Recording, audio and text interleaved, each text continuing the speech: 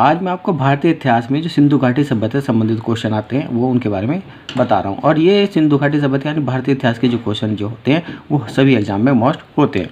तो इसमें देखिए फर्स्ट क्वेश्चन है कि पशुपति मोहर सिंधु घाटी सभ्यता के स्थल से मिली है। तो पशुपति मोहर जो सिंधु घाटी सभ्यता के मोहनजोदड़ो से मिली है। मोहनजोदड़ो के बारे में बता दूं कि मोहनजोदड़ो जो है वो पाकिस्तान में सिंधु नदी के तट पर स्थित है और मोहनजोदड़ो से विशाल स्नानागार, समाधान और एक दाढ़ी वाले पुजारी की मूर्ति और नर्तकी की कांस्य मूर्ति भी मोहनजोदड़ो में मिली है। तो क्वेश्चन था आपका कि पशुपति मोहर सिंधु घाटी सभ्यता के स्थल से मिली है। तो आपका आंसर डी हो जाएगा कि पशुपति मोहर सिंधु घाटी सभ्यता के मोहनजोदड़ो स्थल से मिली है। नेक्स्ट क्वेश्चन है कि बनवाली सिंधु घाटी सभ्यता का एक प्रमुख शहर वर्तमान में भारत के निम्नलिखित में से किस राज्य में स्थित है। तो बनवाली जो सिंधु घाटी का प्रमुख शहर वर्तमान में भारत के हरियाणा राज्य में स्थित है और बनवाली की जो खोज 1973 में R.K. विश्व द्वारा की गई थी और यहाँ पर मिट्टी का बना एक हल भी मिला था। ठीक है, तो आपका आंसर क्या हो जाएगा, डी हो जाएगा। नेक्स्ट क्वेश्चन की हड़प्पा स्थल की सर्वप्रथम संक्षिप्त खुदाई निम्नलिखित में से किसके द्वारा की गई थी। तो हड़प्पा स्थल के सर्वप्रथम की संक्षिप्त खुदाई जो सर अलेक्जेंडर कनिंघम द्वारा की गई थी। भारतीय पुरातत्व के संरक्षण के प्रमुख सर अलेक्जेंडर कनिंघम थे और कनिंघम को ही जो भारतीय पुरातत्व का जनक कहा जाता है। तो हड़प्पा स्थल की सर्वप्रथम संक्षिप्त खुदाई निम्नलिखित में से किसके द्वारा की गई थी। आपका आंसर सी हो जाएगा, सर अलेक्जेंडर कनिंघम के द्वारा की गई थी। नेक्स्ट क्वेश्चन है कि निम्नलिखित में से किस स्थान पर पुजारी राजाओं की मूर्ति मिली थी। ठीक है, तो पुजारी राजाओं की जो मूर्ति मिली थी वो मोहनजोदड़ो से मिली थी और मोहनजोदड़ो जो सिंधु नदी के किनारे पाकिस्तान के नरकाला जिले पर स्थित है। जी है, और मोहनजोदड़ो की खोज 1922 में रखालदास बनर्जी ने की थी। यहाँ से मिट्टी के धातु के बर्तन, जलकुंड, इमारतें, मुद्राएं आदि मिली थी और मोहनजोदड़ो को मृतकों का टीला भी कहा जाता है। ठीक है, तो क्वेश्चन था कि निम्नलिखित में से किस स्थान पर पुजारी राजाओं की मूर्ति मिली थी। आपका आंसर बी हो जाएगा, मोहनजोदड़ो से। नेक्स्ट क्वेश्चन है कि हड़प्पा एक बंदरगाह का नाम लिखिए। ठीक है, तो लोथल हड़प्पाकालीन बंदरगाह है। ठीक है, यह भारत के गुजरात के भागवा नदी के तट पर स्थित है और लोथल की जो खोज की गई थी 1955 में रंगनाथ द्वारा की गई थी और लोथल को जो मिनी हड़प्पा के नाम से भी जाना जाता है। तो क्वेश्चन आपका था कि हड़प्पा के एक बंदरगाह का नाम लिखिए। तो आपका आंसर ए हो जाएगा, लोथल। नेक्स्ट क्वेश्चन है कि हड़प्पा सभ्यता के दौरान डांसिंग गर्ल यानी कि नर्तकी की कांस्य प्रतिमा बनाने के लिए तकनीक का इस्तेमाल किया गया था। तो हड़प्पा सभ्यता के दौरान डांसिंग गर्ल यानी नर्तकी की कांस्य प्रतिमा बनाने के लिए मोमलोपी ढलाई कास्टिंग का तकनीक का इस्तेमाल किया गया था। हड़प्पा सभ्यता जो विश्व की प्राचीन सभ्यताओं में से एक है। ठीक है, और इसका विस्तार जो पश्चिम भारत में था। तो इसलिए आपका आंसर क्या हो जाएगा, ए हो जाएगा कि डांसिंग गर्ल यानी कि नर्तकी कांस्य प्रतिमा बनाने के लिए मोमलोपी ढलाई कास्टिंग तकनीक का इस्तेमाल किया गया था। आपका आंसर डी हो जाएगा। नेक्स्ट क्वेश्चन है कि हड़प्पा काल का इनमें से कौन सा नगर 3 भागों में विभाजित था। ठीक है, तो हड़प्पा काल का पुरातत्व धौलावीरा। ठीक है, धौलावीरा गुजरात के कच्छ के रण में मध्य में स्थित है और धौलावीरा जो 3 भागों में विभाजित थे वो था नंबर 1 किला, नंबर 2 मध्य नगर, नंबर 3 निचला नगर भागों में विभाजित था। तो क्वेश्चन था कि हड़प्पा काल का कौन सा नगर 3 भागों में विभाजित था। तो आपका आंसर क्या हो जाएगा, डी हो जाएगा, धौलावीरा। नेक्स्ट क्वेश्चन है कि हड़प्पा संस्कृति की मोहर पर टेराकोटा कला पर निम्नलिखित में से किस जानवर को दर्शाया नहीं गया था। देखिए नहीं की बात हो रही है। तो हड़प्पा संस्कृति की मोहर पर टेराकोटा कला पर जो आपके बाघ, गैंडा, हाथी और एक सींग वाला सांड, जंगली भैंसा, बकरा, पशु की जो सुनहरी आकृति जो है दर्शाई गई थी। परंतु क्वेश्चन में था कि हड़प्पा संस्कृति की मोहर पर टेराकोटा कला पर निम्नलिखित में किस जानवर को दर्शाया नहीं गया था। तो इसमें आपका आंसर गाय हो जाएगा कि गाय की आकृति को नहीं दर्शाया गया था।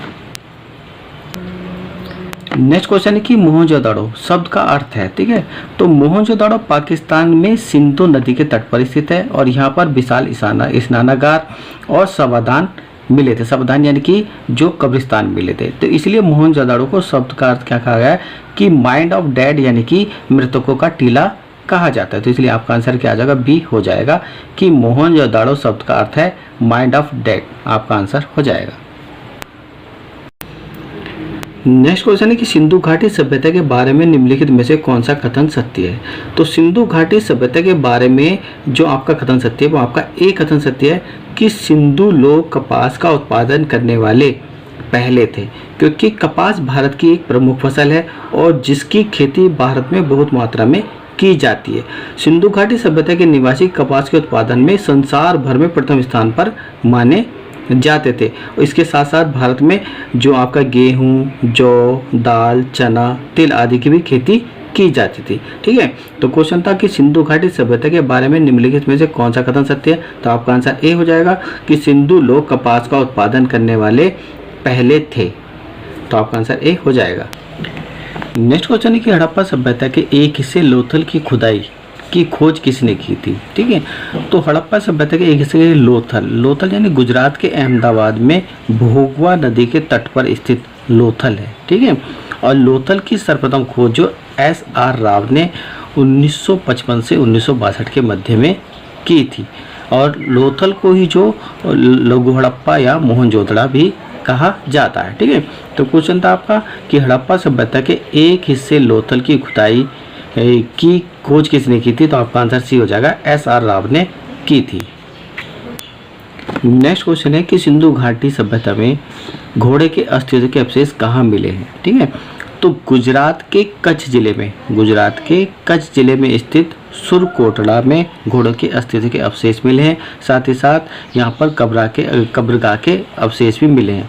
और सुरकोटा की खोज जो 1964 में JP जोशी ने की थी। सुरकोटा की खोज JP जोशी ने 1964 में की थी। क्वेश्चन था आपका कि सिंधु सभ्यता में घोड़े की अस्तित्व के अवशेष कहाँ मिले हैं। तो आपका आंसर डी हो जाएगा, सुरकोटड़ा में मिले हैं।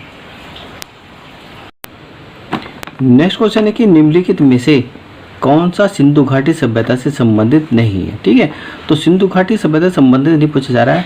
तो कालीबंगा, रोपड़, लोथल ये जो सिंधु घाटी सभ्यता के प्रमुख स्थल हैं, परंतु पाटलिपुत्र की स्थापना हरिवंश के उदयन ने की थी।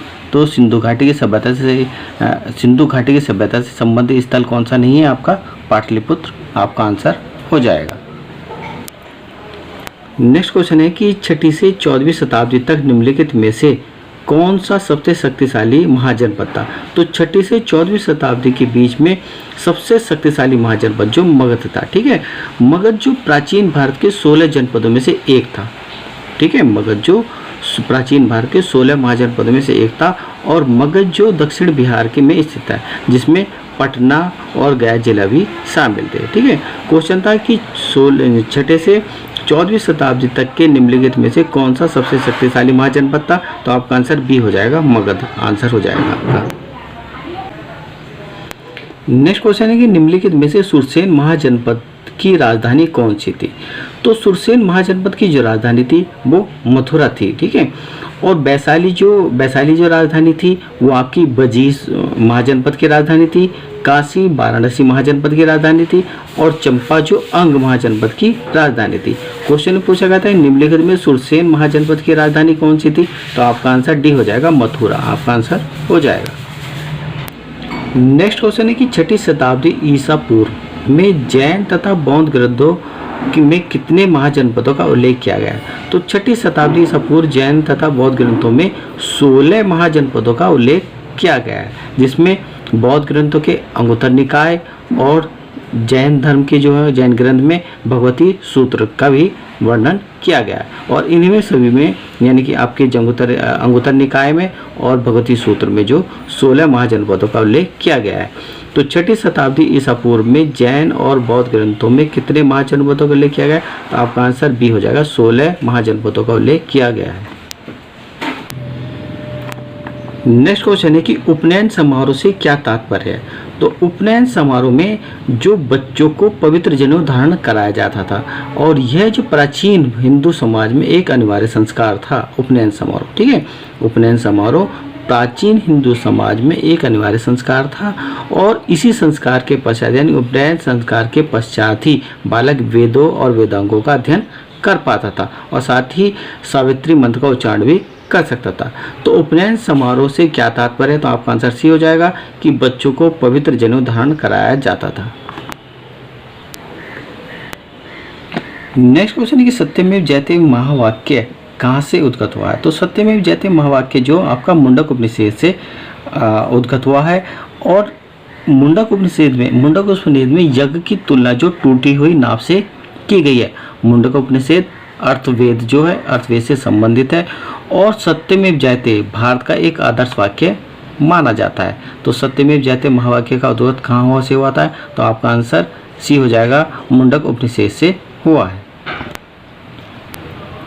नेक्स्ट क्वेश्चन है कि ऋग्वेद में निम्नलिखित में से किस देवता की सर्वाधिक महत्ता का वर्णन किया गया है? ऋग्वेद जो प्राचीन 4 वेदों में से एक वेद है और ऋग्वेद में 1028 सूक्त और 10,552 मंत्रों का उच्चारण किया गया है। ऋग्वेद में इंद्र देवता के लिए 250 सूक्तों की रचना की गई है और अग्नि के लिए 200 सूक्तों की रचना की गई है। और ऋग्वेद की जो रचना की गई है वो सब आंध्र प्रदेश में हुई थी।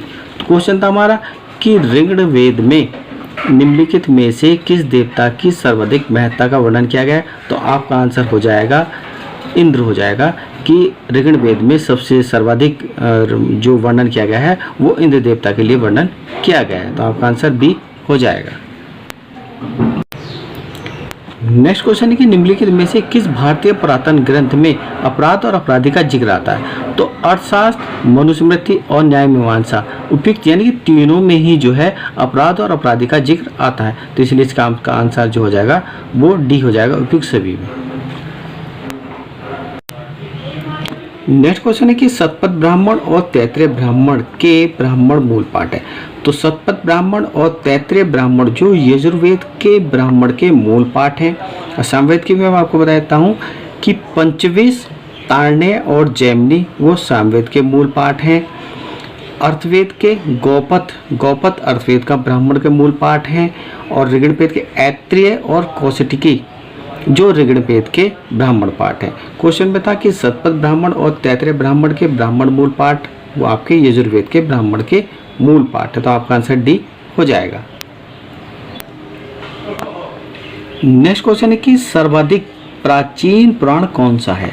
तो पुराणों की संख्या जो 18 है, जिनमें से केवल 5 पुराण यानी मत्स्य पुराण, वायु पुराण, ब्राह्मण पुराण, भगवत पुराण और विष्णु पुराण में ही राजाओं की वंशावली पाई जाती है। तो सबसे प्राचीन पुराण जो है वो मत्स्य पुराण और सबसे प्राचीन और प्रामाणिक पुराण को माना जाता है। तो इसलिए क्वेश्चन था कि सर्वाधिक प्राचीन पुराण कौन सा है? तो आपका आंसर ए हो जाएगा कि मत्स्य पुराण सबसे प्राचीन पुराण है। नेक्स्ट क्वेश्चन है कि वैदिक देवता इंद्र देवता किसके देवता थे? ठीक है, तो इंद्र देवता जो आर्यों के प्रमुख देवता माने जाते हैं और इंद्र देवता युद्ध के नेता माने जाते हैं, दुर्गों को तोड़ने वाले नेता माने जाते हैं और वर्षा एवं चक्रवात के देवता माने जाते हैं। ठीक है, और ऋग्वेद में इंद्र देवता के लिए 250 सूक्तों की रचना की गई है। क्वेश्चन था कि वैदिक देवता इंद्र देवता किसके देवता हैं? तो आपका आंसर सी हो जाएगा कि वैदिक देवता जो वर्षा एवं चक्रवात के देवता हैं। तो आपका आंसर सी हो जाएगा।